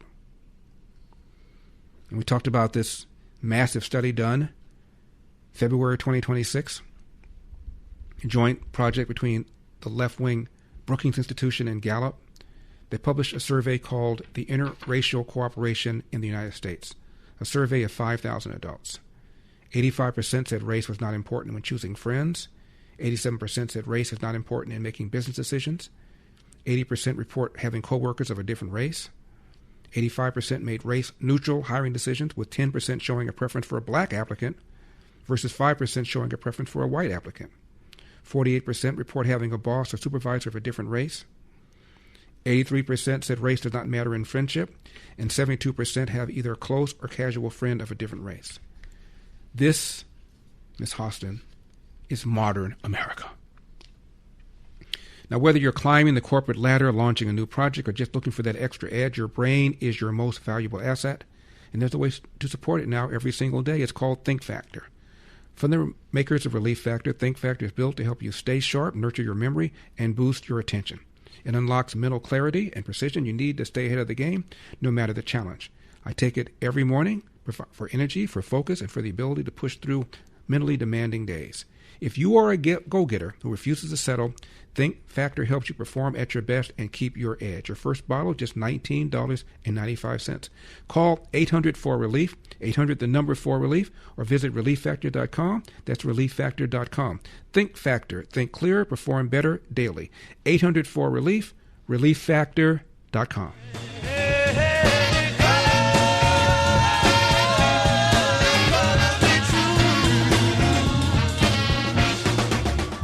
Hey everyone, it's Graham Platner here. I think as many of you know, over the past couple days, I have faced some very serious allegations, and I just want to make it clear, this is all false. The things that have been claimed did not happen. It's not real. It has placed an immense amount of weight on me as I think about what needs to happen now. Amy and I are regular people. We were not looking for this experience. We were not looking to get into politics. We had no desire to run for office. I just want you to think about like what you would do as a regular person in a position where a much larger world, large forces were working against you personally to accuse you of the worst thing that a person could do, and it was not remotely true. I learned about this through press inquiries. 888-971-SAGE, 888-971-7243. I am Larry Elder, Salem News Channel. That, of course, is Graham Platner. He's announcing that he is suspending his campaign. I told you it was just a matter of time. Had he not done that, he wouldn't have been able to get a table at Fatburger. He was done. The issue is, who are they going to field to replace him? And can that candidate possibly beat Susan Collins? Here's more.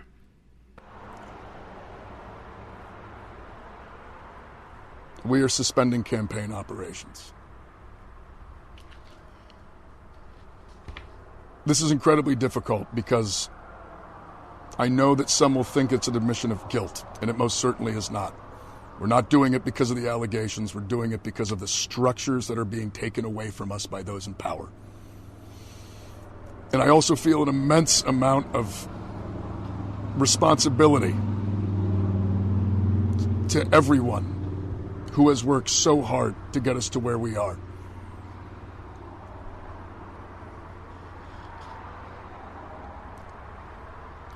As I said, it was just a matter of time. Question is, now what are they going to do? I have another question. What's the over-under on when somebody accuses Donald Trump of planting Graham Platner, quote, a conservative operative, close quote, in the race in order to torpedo the Democrats' chance of taking over the Senate? I'm just saying. Now, let me get back to what I was saying about this photo that went viral, this black woman on the D.C. Metro. You heard what Sonny Hostin said. This is Charles Blow, a former columnist with the New York Times. He's now a visiting professor at Harvard, number 18. I understand the point you're trying to make there. I do not think that the best idea ever won. Really? I think what we had, I do not. At every turn from Reconstruction forward, when black people made progress, the backlash against that progress was intense. And it has happened every 50 or 60 years or so, from Reconstruction forward through the Civil Rights Movement, and then I guess I would always call the BLM the Civil Rights Movement of our time. And the backlash that you're seeing right now is a backlash against both the Black Lives Matter movement and Barack Obama as president.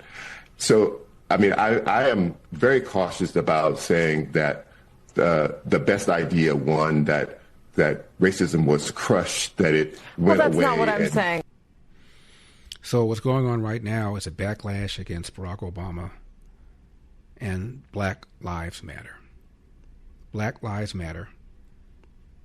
The founders pocketed a whole lot of money from guilty white people and corporations that gave it money. It was based upon the death of Trayvon Martin. The jury found the person who killed Trayvon Martin not guilty. And those who spoke to the media said race had nothing whatever to do with it. There were no blacks on the jury, but there was an alternate who said the same thing. Race had nothing to do with it. As far as the backlash against Barack Obama is concerned, it's a backlash against Obama's policies. For a long time, Obamacare was not popular. Now it is. But it never realized any of the promises that it made. Bend the cost curve down, save the average family $2,500 in premiums. None of that happened. And now we're hearing the very same arguments we heard before Obamacare. To say nothing about the constant use of the race card. Now here's something that should make you angry. Data brokers don't just sell your address, your phone number. They sell your beliefs, your political views, your religious affiliation, your charitable giving, your family structure, all of it packaged up and sold to political operatives, activist organizations, and corporations who want to target you because of what you believe and how you live. In America, a person's faith and family should be your own business. Incogni fights back. Incogni sends legal removal requests to hundreds of data broker companies on your behalf. And they stay with it because these companies keep coming back and back and back, trying to put your information back. It's an online service I now use and benefit from. Go to incogni.com/Larry. Use my name, Larry, as your promo code to get 60% off. Your values are not their data points. They're yours and yours alone. That's incogni.com/Larry for 60% off. incogni.com/Larry.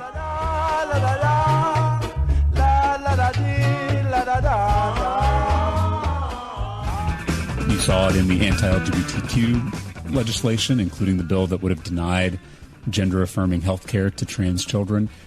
And then, of course, infamously, we saw it last session with the most extreme abortion ban in the country. All these ideologies stem from this Christo-fascism movement. Christo-fascism movement. That's James Tallarico, the Democrat candidate for Senate in Texas. 888-971 SAGE 888-971-7243. I am Larry Elder, Salem News Channel. We're talking about modern racism in America, as Sonny Hostin put it.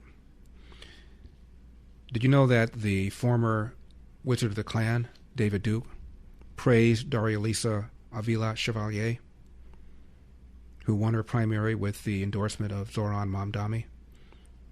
Praised her because she posted all sorts of demeaning things about interracial couples. She denounced, quote, black men and Arab men fetishizing ugly colonizer women. That is a term for white women. She called white women ugly colonizer women and boasted about slamming a door on an old white lady, close quote. As for Zoran Mamdani, her mentor, remember when he vowed to, quote, shift the tax burden from overtaxed homeowners in the outer boroughs to more expensive homes in richer, whiter neighborhoods, close quote.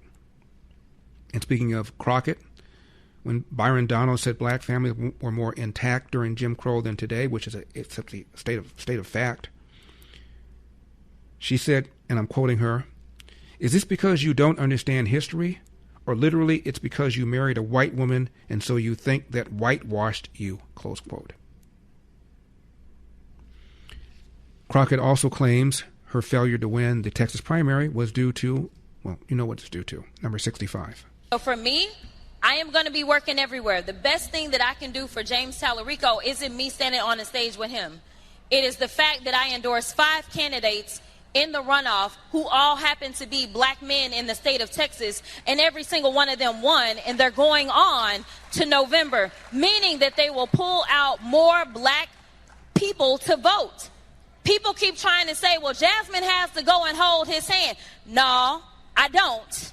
And don't worry about my math and how it works in my mind. Because the reality is that if you can give people more than one thing to vote for, then you have a better chance of getting them out to the polls. And honestly, some people just not going to be sold on certain people that are running in the state of Texas. So the best thing that I can do is take down ballot candidates who no one's ever heard of and do my best to uplift them and increase the voter participation in a way that we did in Texas. You see, a lot of haters got a lot of things to say about me and my race and how I ran it, but the reality is that there was a lot of racist, not a lot, it was racist. It was a racist race. It is what it is, right? But we live in America, as y'all are celebrating 250, okay? We know what this country is. Does that make her an election denier? George is in Santa Barbara, California. George, you're on the Larry Otis Show. Hey, Larry, thanks for taking my call. I love your show and watch every day. I got the hottest and latest from Jasmine Crockett on my Facebook account. Let's hear it. I had an ad dropped for Xavier Becerra is stumping in California with Jasmine Crockett as a spokeswoman for him. Interesting. So she won't campaign for her fellow Democrat in Texas, a seat that they think they can win. She comes out here to campaign for Becerra in a seat that he very likely will win, given the lopsided registration of Democrats versus Republicans. That's really interesting. Yeah, it was just crazy. You got to check this out. I will. Thank you, George, for that. I appreciate it. Now, so we've had the Prime Minister of Canada agreeing with Trump that NATO needs to step up. You have the NATO General Secretary referring to Trump as their daddy, praising Trump for convincing NATO to increase their percentage of money as for defense. You have him praising Donald Trump for taking military action against Iran and agreeing with Donald Trump that Iran was close to getting a nuke. Now you have Mayor Mamdani agreeing with President Trump on something. Number 46. I think as someone rooting for the U.S. men's national team, I think that Flo Balogun should have never been given that red card. I thought it was a cruel red card. I also spent most of my time just thinking about the game, and I think I will echo the sentiments of many that it was a very difficult night, and yet the difficulty of it doesn't take away from our pride in the players, our pride in the team, and in the fact that across the nation, people were united by not only an appreciation of what we've seen out there over the last few weeks, but also a recognition of the fact that we too are a soccer country. And we're so excited to see what that's going to look like in the days and weeks and months and years to come. And that's true for men's soccer. It's true for women's soccer. And it's really exciting that in the midst of the height of World Cup excitement, we're making an investment that is going to outlast just these few weeks. So he agrees with Trump. The red card was unfair. One of the other Democrat talking points, of course, is that the rich don't pay their fair share. Here is Pete Buttigieg, who likely is going to run for president, number 38. What we think. We're being made to believe that we're alone, when the reality is you're not alone. And you're not crazy if you think we can do better than this. You're not alone if you believe that the wealthiest people in this country ought to be paying more of their fair share and not less. Yeah! I give you the Washington Post. Not exactly a right-wing rag. Number 39. Demanding that the wealthy start paying their fair share of taxes is not radical. It is exactly the right thing to do. Actually, the rich already pay more than their fair share. Consider this. There were 30,382 tax filers with incomes of $10 million or more in 2023. That includes all sources of income, not just regular pay for work. This tiny group of people, which represents 0.02% of all taxpayers, made 5.9% of all income. They're very rich, but they paid 10.9% of all income taxes. The over 100 million filers, who made under $75,000, together made 21.9% of all income, but they only paid 7.3% of all income taxes. Now that's the point of a progressive income tax. Take more from the rich and little to nothing from the poor. That's what Congress has created, and it's what we have in the United States. Washington Post. The rich are in fact overtaxed. Now, you know life moves fast, and staying sharp, focused, and clear-headed isn't always easy. That's why the same company that brings you Relief Factor has developed something new, Think Factor. Think Factor is made to help you think clearer and perform better daily. It's a powerful blend of nutrients that unlock mental clarity and precision, nurture your memory, and boost your attention. With Think Factor, brain power and performance finally meet for lasting daily results. Supercharge your memory and mental sharpness. Your brain is your most valuable asset, powering your creativity, your focus, and your daily performance. If you're feeling mentally foggy or not recalling things as quickly as you once did, Think Factor could be just what you need to reclaim your competitive edge. I take it every morning. Helps me with my focus, remembering details. Think Factor, 800-4RELIEF, 800 the number 4RELIEF, or go to relieffactor.com, relieffactor.com.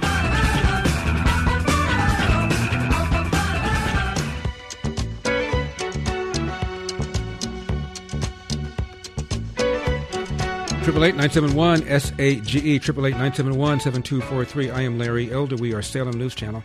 Now, you already know groceries aren't getting any cheaper, so let me help you save money somewhere else. Listen up. Right now, when you switch to Sage Wireless, I will pay your first month phone bill. That's right. 100% free with promo code SAGE100. Keep your phone, keep your number, get a new one, even add a second line. You'll get reliable coverage on AT&T's same towers, just at a far more affordable price. And get this, a portion of every bill helps support food for the poor. It's on me. Go to sagewireless.com. Use code SAGE100 at checkout. That's sagewireless.com, sagewireless.com. It is fascinating to watch these Democrat strategists and pundits try and figure out what to do. How do you handle Donald Trump? How do you handle the MAGA movement? The man is enormously popular within the Republican Party, particularly those that describe themselves as MAGA. This is a political consultant named Stuart Stevens. Guess how he sees the 2016 Hillary Clinton loss, number 17. Listen, I agree. I think that's why it's so essential that Democrats win this election. You know, I spent 30 years pointing out flaws in the Democratic Party, but it's the only pro-democracy party in America now. And you have to go out. One of the things I think the Democrat Party has failed to do is to prosecute Republicans. You know, Hillary Clinton didn't lose because she called these people deplorable. I'd say she lost because she quit calling them deplorable.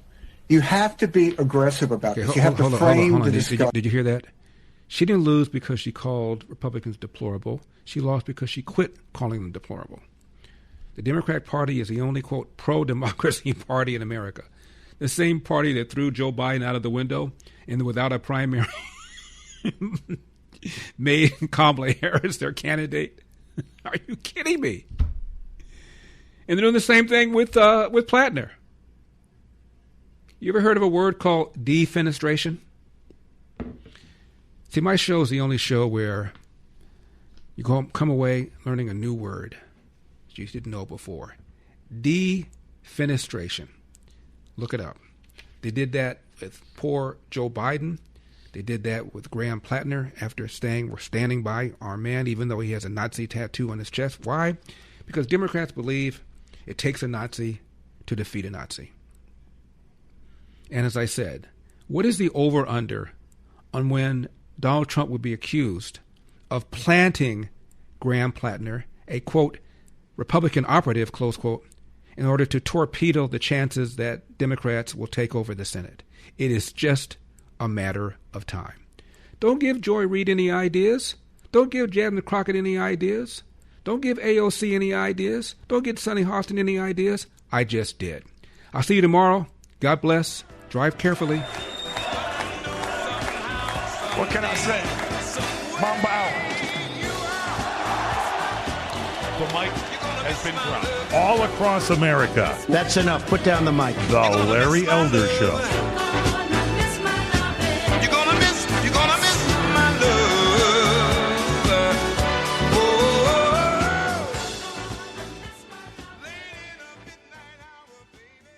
In a world world that screams for your attention, there is a place that invites you to peace. You don't need a building. You don't need a choir. You just need to turn your heart to Air One. Air One. Songs that heal. Lyrics that pray for you when you don't have the words. From Lauren Daigle to Elevation Worship and more. This isn't just radio. It's worship for the everyday. Escape the noise and worship now. Download the Air One app. Ask your smart speaker to play Air One or visit air1.com. Air One. Worship now.